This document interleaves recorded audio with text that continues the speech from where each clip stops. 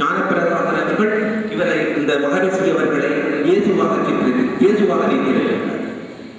முஸ்லீம்கள் இவரை அல்லாவாக நினைக்கிறது. தாவீது அடிகள் இவரை வணங்கியிருக்கு. ஒட்டுமொத்தமாக பார்க்கின்ற போது இந்த நூலிலிருந்து நான் வாசித்த போது கிறிஸ்தவர்கள், இஸ்லாமியர்கள், இந்து சமயத்தவர்கள் இந்த பாகுபாடு, சாதி சமய வேறுபாடு, ஒரே சமயம் ஒரே குலம் என்ற சிந்தனை கொண்டிருக்கிறது. கிறிஸ்தவர்கள் தங்களுடைய பிள்ளைகளுக்கு பெயர்களை இடுவதற்கு இவரிடம் கொண்டு வந்திருக்கின்றார். இஸ்லாமியர்கள் ஆசீர்வாதம் பெறுவதற்காக இந்த மகானிடம் வந்திருக்கின்றார். இது பெரிய ஆச்சரியமான விடயம். 74 ஆண்டு வரைக்கும் நடந்திருக்கிறது என்று சொன்னால் ஆச்சரியமான விடயம், ஆச்சரியமானதும் அபூர்வமான ஒரு விடயமாக இருக்கும். அப்படியான ஒரு மனிதர், ஒரு சித்தர் அல்லது ஒரு ரிஷி இந்த காலத்தில் இல்லையே என்பது ஒரு மனவேதனைக்குரியதாக. ஒன்று மட்டும் சொல்ல முடியும், இந்த பிரதேச மக்கள் பெருமைக்கூடிய விடயம் என்னவென்று சொன்னால் இவ்வாறான ஒரு ரிஷி இந்த மண்ணிலே அவதரித்தார் என்பது மிக பெருமைக்குரிய விடயமாக நான் இங்கே கூற விரும்புகிறேன். நான் இங்கே அதிகமாக இந்த விடயத்தை கூறவில்லை, அவருடைய விடயங்களை கூற விரும்பவில்லை. ஆனால் ஒன்று இங்கே கூறக்கூடிய விடயம் என்றால் ஆசிரியருடைய இந்த எழுத்தாற்றலில் என்னுடைய கவர்ந்த விடயம் ஆசிரியர் மிகுந்த சிறப்பாக தன்னுடைய எடுத்துக்கொண்ட விடயத்தை சிறப்பாக கொண்டிருக்கின்ற மற்றது. இரண்டாவது தன்னுடைய இந்த இறைவனுடைய புகழை தக்க தருணத்தில் இந்த சமயத்திலே இந்த மக்களுக்கு எடுத்து கூறுவதற்கு முனைந்திருக்கின்றார் என்பது நான் பாராட்டப்பட வேண்டிய விடயமாக இருக்கிறது. நான் நினைக்கிறேன் இது இந்த சமூகத்தில் இது ஒரு புதிய ஒரு தடம். இந்த நூலை வாசித்த பிரச்சனைக்குரிய விடயம் என்னன்னு சொன்ன நான் நிறைய விஷயம் கிடைக்கவில்லை. ஆய்வுக்குரிய விடயமாக இருக்கிறது. என்னென்று இவருக்கு இவ்வளவு விடயம் தெரிந்தது எனக்கு தெரியவில்லை. என்னவென்று சொன்னால் முக்கியமாக சைவத்திற்கு இடையிலான பிரச்சனைகளை பற்றி இவர் எழுதியிருக்கிறார். மாணிக்கவாசகருக்கும் திருஞான சம்பந்தருக்கும் இடையிலான சில முரண்பாடுகள் பற்றி, சமணத்துவம் முரண்பாடுகள், சைவத்திற்கு உள்ள முரண்பாடுகள், நிறைய விஷயங்கள் சொல்லி ஒவ்வொரு விஷயமும் முரண்பாடான விஷயங்கள் ஆய்வுக்குரிய விடயங்களாக இருக்கும். ஒரு பல்கலைக்கழகத்திலே இவர் குறிப்பிட்ட விடயங்களை எடுத்து ஆய்வு செய்யப்பட வேண்டிய விடயங்களாக இருப்பது, அதாவது கேள்விக்குரிய விடயங்களாகவும் ஆய்வுக்குரிய விடயங்களாகவே இருக்கிறது. எவ்வாறு வாழ்த்துறை வழங்கும் அன்புகள்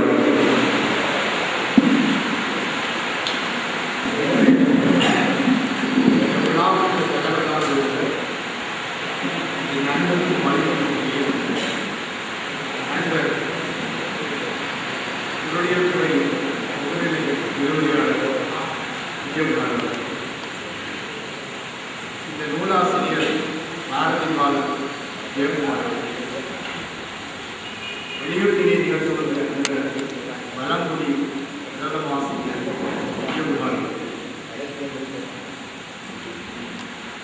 ஆய்வு நீதிகள் சொல்லுகின்ற அன்புக்குரிய நண்பர் சத்தியபாரதிகளே, முதற்பிரதியை கொள்ள வந்திருக்கின்ற சட்டத்தரணி வெங்கடகேசவர்களுக்கு எல்லாவற்றுக்கும் ஆசீர்வதித்து குழுக்களில் இங்கே வருகிறது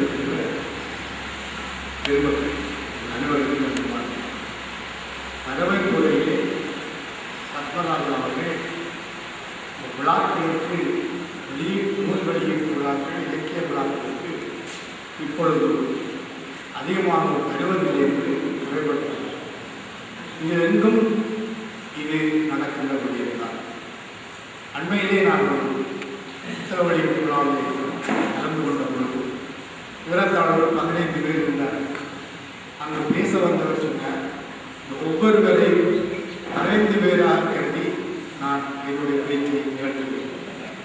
அவ்வாறு அவர் கூறியது போல் தொகையிலே விடியும். இங்கே மிகப்பெரிய ஆழ்ந்த அனுமதிமான்கள் புலமையாளர்கள் இருக்கிறார். அப்படியான இந்த விழாவிலே பார்வையாளர்கள் பங்குபற்றுவோம் குறைந்துவிட்டார் என்ற கவலை இனிமேல் பத்மராஜாவுக்கு கூடாது என்பதை தெரிவிக்கிறேன். இரண்டாவதாக நான் வாழ்த்துறை என்று ஓடும்படி கூறியதற்கு காரணம் உண்மையிலே உடல்நிலை சற்று சரியில்லாமல் வாழ்க்கையில் அறிந்து கொள்ளணும்னு சொன்னால் இந்த ரெண்டு விடயத்தை ஒருவரால் மறைக்க முடியாது. ஒன்று இருமல், மற்றது காதல். காதலை இருமலை மற்றவர்களுக்கு தெரியாமல் மறைத்துவிட முடியாது. இப்பொழுது ஒரு கிழமையாக இருமலாக இருக்கிறது. அதனாலே கலந்து கொள்ளாமல் விடுவோமா என்று கூட என்றால் பாரதி பாரதியில் உள்ள பெற்றார். அவை எல்லாருக்கும் மேலாக எங்கள் திருவருட்வாசகத்தின் கதாநாயகனாக இருக்கின்ற ஸ்ரீ பண்டிதர் சொல்லுவார் ராமச்சந்திர மகரிஷி அவர்களின் மேல் பற்றினார். இதற்குள்ள மணிவாசகர் சொல்லுவார், வாழ்த்துவதும் நாம் மாணவர்கள் ஆமாம். இவ்வாறானவர்களை நீங்கள் வாழ்த்துவதற்காக நாங்கள் வாழ்த்து கொள்ளலாம் என்பது எனது நம்பிக்கை. பண்டிதர் ராமச்சந்திரன் என்ற பெயரால் அறியப்பட்ட இந்த மகரிஷியை தரிக்கும் சந்திக்கும் உரையாடும் வாய்ப்பு எனக்கு கிடைக்கும். 2 நாள் அவரோடு பேசியிருக்கிறேன். ஆனால் இந்த அளவு பெரிய அப்பொழுது நான் உரையாடி இருந்த பொழுது கல்வியற்காட்டை சேர்ந்த 3 பேருடைய பேரை எனக்கு சொன்னார். அவர்களிடமிருந்து அருள்ஞான உபதேசம் பெற்று அவரிடம் சீஷராக இருக்கிறவர்கள் என்று நினைவிலே உள்ளவர்களை குறிப்பிடுவது. ஒன்று மகாதேவா, மற்றது திருச்செல்வம், மற்றது ஜெயக்குமார். இன்னும் பலர் இருந்திருக்கலாம், எனக்கு தெரியாது. இந்த 3 பேரை அப்பொழுது கூறினார். இந்த 3 ஏதோ ஒரு வகையிலே தம் துறையிலே சாதித்திருக்கிறார்கள். பண்டிதர் ராமச்சந்திரன் அவர்கள் பரமேஸ்வரா கலாசாலையிலே ஆசிரியராக அவரை வெள்ளை எண்ணெய் இருந்தால் இங்கே உள்ளவர்கள் சொல்வார். ஒரு வெள்ளை மிகவும் வெள்ளையான கூட்டம் பார்க்கின்ற பொழுது இப்படிதான் பார்ப்பார். எல்லாருக்கும் இப்படி பிடிச்சு கொண்டா அதை பார்த்து பேசுவார். அவருடைய தந்தையார் சங்கரப்பிள்ளை அவர்கள் செல்வம் ராமநாதன் செயலாளராக இருந்தார். எனவே ஒரு பாரம்பரியமான உறவு நிலையோடு அவர் பரமேஸ்வர கல்லூரியிலே பணியாற்றினார்.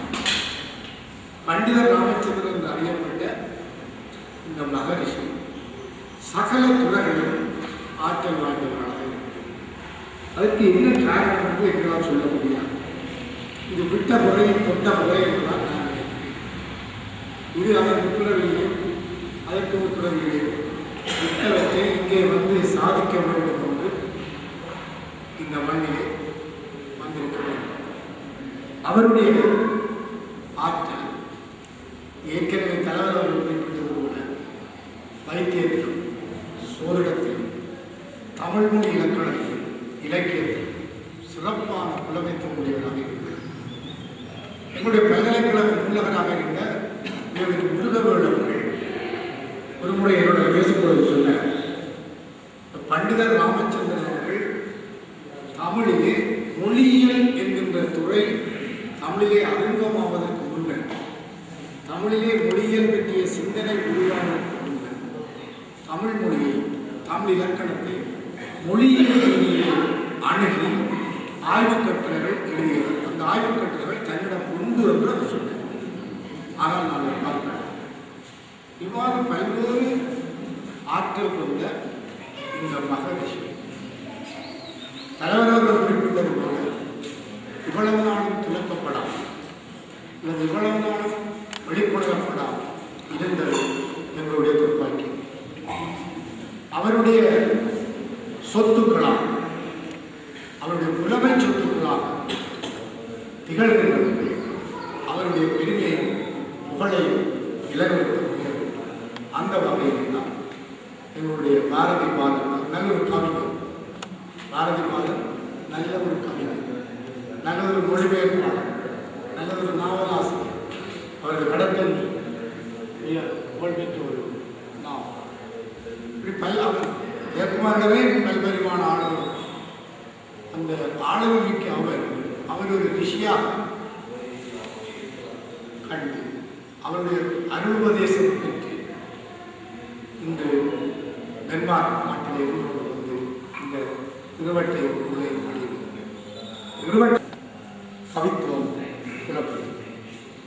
இந்த விழாவிலே அவரை உண்மையிலே மனந்திரத்தை நான் பாராட்டுகிறேன். பண்டிதர் ராமச்சந்திரன் அவர்களுடைய அருட்பார்வை, ஞானிகள் யோகிகள் உபதேசம் செய்வது அல்லது அருட்பார்வை பார்வை, எங்களுடைய நயன தீட்சை என்று சொல்வார்கள், கண்ணால் பார்த்தே அவர்கள் ஆட்கொள்வார்கள். இந்த வகையிலே பண்டிதர் ராமச்சந்திரன் அவர்களை அவர் நன்றாக நோக்கி யாழ்ப்பாணத்திலே நிறைய ரிஷிகள் ஞானிகள் யோகிகள் இருந்திருக்கிறார்கள். எங்கள் எல்லோராலும் பிதந்து பேசப்படுகின்ற குடைச்சாமியார், யோகர் சுவாமியார், எல்லாவற்றுக்கும் முடிவும் யாழ்ப்பாண சுவாமியார் என்று பாரதியாரின் ஞான குருவாக பாரதியாரின் ஞான குருவாக இருந்தவர். அவரை யாழ்ப்பாணத்து சுவாமி என்று பாரதியை பாடினார். அவரை பற்றி பேசுகின்ற பொழுது பாரதி சொல்லுவான், பாரதி மரம் படிச்சிருப்பார், திருவிபதம் மரமாத தீர ஞானி சிதம்பரத்து நடராஜ மூர்த்தி ஆவார், பாவிகளை கரையேற்றும் ஞான தோணி பரமபத வாயிலும் பார்வையாளர், காவி வளர் தடங்களிலே மீன்கள் பாயும் கலைஞர்கள் சொல் புதுவையிலே அவரை கண்டேன் என்று யாழ்ப்பாணத்து சுவாமி. இவ்வாறு இந்த யாழ்ப்பாணத்து சுவாமிமாருக்கு மிகப்பெரிய யாழ்ப்பாணத்திலே ஒரு பாரம்பரியம். அவர்கள் ஒரு வித்தியாசமான நடைமுறை கூடியவர். இப்போ கூட பேச்சு வழக்கிலே சொல்வார்கள், அவன் சித்தன் போக்கு சிவன் போக்கு என்று தெரிகிறான் என்று பேசுவார். இந்த சித்தன் போக்கு சிவன் போக்கு என்று சொல்லுவது சிவனே எங்களுக்கு ஒரு சித்தனாக பித்தனாக காட்சி செய்யும். எனவே மகரிஷி அவர்கள், ராமச்சந்திர மகரிஷி அவர்கள் எல்லோரோடும் பழகிற விதத்தில் அவருடைய மேதமை ஆன்மீக ஆழம் நன்கு தெரியவில்லை. மாணிக்கவாசகர் கூட விருந்தமன நிலையிலே அருணதேசம் பெற்றது மிகப்பெரிய, நான் நினைக்கிறேன் பாரதி பாரதி அந்த புண்ணியம். ராமச்சந்திர மகரிஷி அவர்களோடு பழகி அவர்களோடு என்னோட சொல்லுவார்கள் மெய்தேவி பழகுதல், அவரை தொட்டு பழகுகின்ற ஆக்கியம் பெற்றவர்கள் ஆக்கியம். அவர்கள் புகழ் பெறுவார்கள், பொருள் பெறுவார்கள், பல்வேறு வகையான செல்வர்களை. இந்த வகையிலே பாரதி பாரத் ஜெயக்குமார் அவர்கள் மிகவும் புண்ணியம் செய்தவர்கள். பண்டித மகரிஷி ராமச்சந்திரன் அவர்கள் அருட்பார்வையினால் அவர் இன்னும்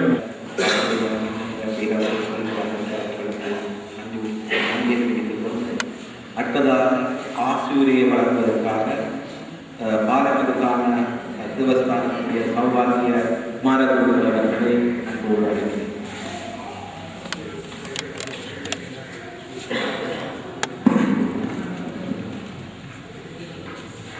இன்றைய ராமச்சந்திரன் ஆசிரியருடைய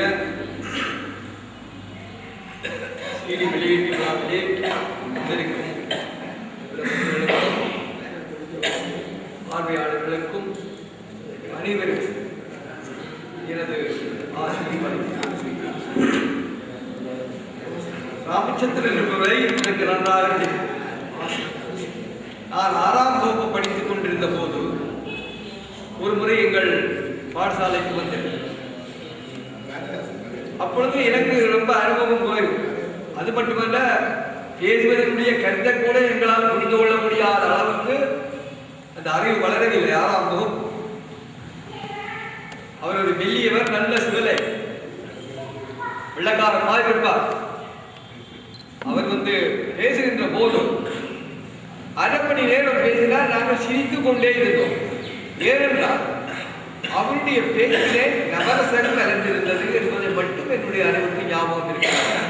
ஏனென்றால் சிரிக்க வைத்து பேசிக் கொண்டிருப்பதிலே அவர் மிகவும் விற்பனராக இருந்தார். பல முறையிலே அவரை நான் சந்தித்திருக்கிறேன். ஆனால் என்னுடைய அந்த இளம் வயதிலே அவருடன் கதைப்பதற்கு சந்தர்ப்பங்கள் ஏற்படவில்லை. அவருடைய தந்தையையும் எனக்கு தெரியும். சங்கரப்பிள்ளை என்பவர் நேஷனல் போட்டுக்கொண்டு இப்படி ஒரு வெட்டியை ஒரு துண்டை போட்டுக்கொண்டு போவார் சைக்கிள். நான் சில சமயங்களிலே சிந்திப்பது, இன்னும் இங்கே இந்த தம்பி அவர்கள் எமது அயலிலே வாழுகின்ற மக்களினுடைய சேவையை நாம் பாராட்ட வேண்டும், அதை நாம் ஒரு ஆவணப்படுத்த வேண்டும் என்ற ஒரு உணர்வு எனக்கு இருந்தது. குறைந்தது 15 ஆண்டுகள் தொடர்ந்து நான் என் அயலிலே உள்ளவர்களை இனங்கண்டு அவர்கள் உயிருடன் இருக்கின்ற போதும் அவர்களை அழைத்து, பல பிரமுகர்களை அழைத்து அவர்களுடைய பெருமையை அவர்களுக்கே உணர்த்த வேண்டும். ஏனென்றால் ஒவ்வொருவருடைய பெருமையை தான் உணர்வதில்லை, மற்றவர்கள் சொல்லுகின்ற போதுதான் உணர்வு. அனுமான் கூட அனுமானுடைய பெருமையை சொல்லுகின்ற போதுதான் நான் கடலை தாண்டியது. அதே போன்று அவர்கள் உயிருடன் இருக்கின்ற போது நாம் அவர்களின் பெருமைகளை சொல்லுகின்ற போது அந்த உள்ளம் குளிர்கிறது. எங்களை சொக்கன் ஐயா இருந்தார், நந்தி ஐயா இருந்தார், கரகட்டம் ஐயா இருந்தார், வீரமணி ஐயா இருந்தார், இப்படியாக பெரியவர்களுக்கெல்லாம் நேரில் பாராட்டு விழா செய்து மகிழ்ந்திருக்கிறேன். ஆனால் அந்த மகிழ்ச்சி வெறுமனையே நடக்கவில்லை என்றால் பொருளை சிரமணித்துத்தான் செய்திருக்கும். ஆனால் இப்பொழுது அவற்றை நிப்பாட்டி இருக்கும். ஏனென்றால் அப்படி இனம் கண்டு செய்யும் அளவுக்கு இல்லை என்றால் சுயநலமே குடி கொண்டு விட்டது. அதனாலே பாராட்டுவதற்கு எனக்கு யாரையுமே தெரியவில்லை. இந்த ராமச்சந்திரன் ஐயா அவர்கள் பேசிக் கொண்டிருக்கின்ற போது இப்ப இங்கே சொன்னார்கள் அவருடைய ஞானியன். அப்போதுதான் நான் சிந்திக்கிறேன், உண்மையிலேயே அவருடைய ஞானிதான் என்றால் எனக்கு ஞாபகம் வருகிறது. அவருடைய கதைக்கின்ற போது ஆட்களை பார்த்து கதைக்க மாட்டார், ஆனால் குளித்திருப்பார், கண் குளித்திருக்கும். ஆனால் ஒருவரை குறிப்பாக பார்த்து பேச மாட்டார். அவருடைய பேச்சு ஒரு ஞான நிலையிலே இருக்கின்ற பேச்சாகத்தான் இருக்கும். அப்படி இருக்கின்ற போது இந்த சீடியை வெளியிடுவது